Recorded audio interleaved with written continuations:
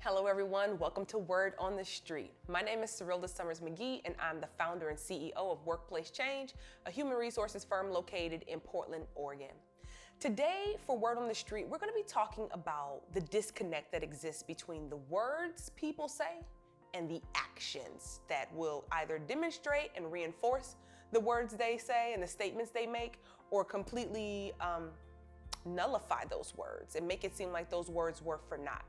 I've been seeing some of that happening in organizations and from leaders, and I wanted to just put a little bit of energy behind it. I wanted to talk about what I'm seeing happen on these streets, all right? So to begin with, I want to just start by saying, I recognize that the civil unrest that has happened across the United States and across the world has required corporations and industry heads and leaders to take a moment and think about how do they want to show up in these moments. And so there have been some amazing Black Lives Matter statements that have gone out. There have been some amazing diversity, equity, and inclusion commitment statements that have gone out. But where's the rubber meeting the road with some of those statements? I'm also seeing a lot of leaders on Instagram, on Twitter. I know that people are like, well, it's Instagram, it's Twitter, but it has an impact, right? Like Instagram, social media is influencing and impacting the world as we know it today. And so when folks go on these platforms and they make these statements about their commitment or how they see diversity, equity, and inclusion, or fairness, or quality, or just across the justice, they need to also demonstrate that in some of their actions and behaviors. So today on Word on the Street, I'm just taking a beat to talk about what it is I'm seeing happening with the statements that are made versus the commitments that people actually follow up with. Let's start first with recruitments. Many companies have said they are committed to diversity, equity, and inclusion changes in their organizations. Great, love it. And then they will even hire Workplace Change to help them reimagine how they recruit or help them actually recruit more diversity into their organizations. Also great. I appreciate the opportunity to really model and showcase what I've been doing in corporations throughout most of my career. That is awesome. But what I'm seeing, and I know I'm not alone in this because I talk to other recruitment pros, headhunters, and white, black, or otherwise, they are all kind of experiencing very similar instances with hiring managers and leaders, where you say you want diversity and you tell us to find it and to hunt for it. High quality, exceptional, historically underrepresented talent, great. We place those folks in front of you and alongside their white counterparts who are equally competitive, equally impressive on paper and in their interviews. And you still choose the person who reinforces the dominant culture that exists inside your organization. What is that about, right? If you're gonna say that you're committed to diversity as it pertains to your workforce, the staffing, your board makeup, and then we put the talent in front of you, at some point you have got to say, I'm gonna place some value and some weight on someone with a different perspective, with a different body of work, with a different paradigm than what has been historically traditional inside our organization. So that's one area where I'm seeing a disconnect between words and actual actions.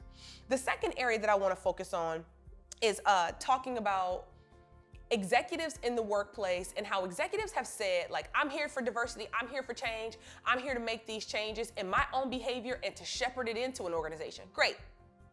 And then when someone in the organization, whether it's a white ally or a person of color in particular, or a member of another historically underrepresented group, they come and they tell the executive, hey, this isn't working out well for me. This is a reinforcement of the status quo. This is in support of systemic inequities and discriminatory behaviors and practices. They, many times, will shut down and take it very personal, right? So you say you want to get the feedback and you say you want to be better and different, but when you get the feedback from the people, you bulk against it, you push back against it, and you double down, some, not all, but sometimes. Too many times, from my perspective, you double down on your power, your privilege, and your ability to shut a conversation off. Well, that's a disconnect between your words and your actions.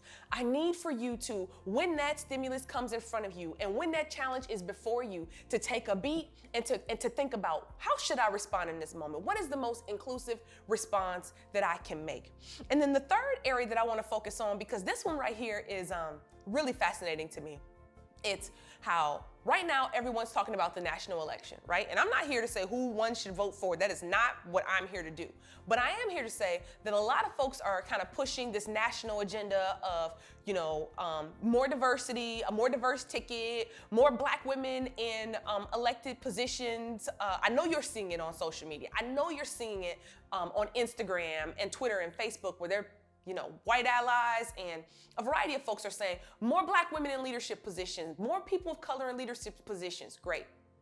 But then when local elections occur, we don't vote for the Black candidate. Not because they're not qualified or not because, they won't be able to do an exemplary job in the role, but because they're not perfect. And that still doubles down and reinforces this narrative that Black people have to be perfection in order to get a go at something. Now, our white counterparts, not so much, right? Now, they can have errors, they can have flaws. Every person has flaws.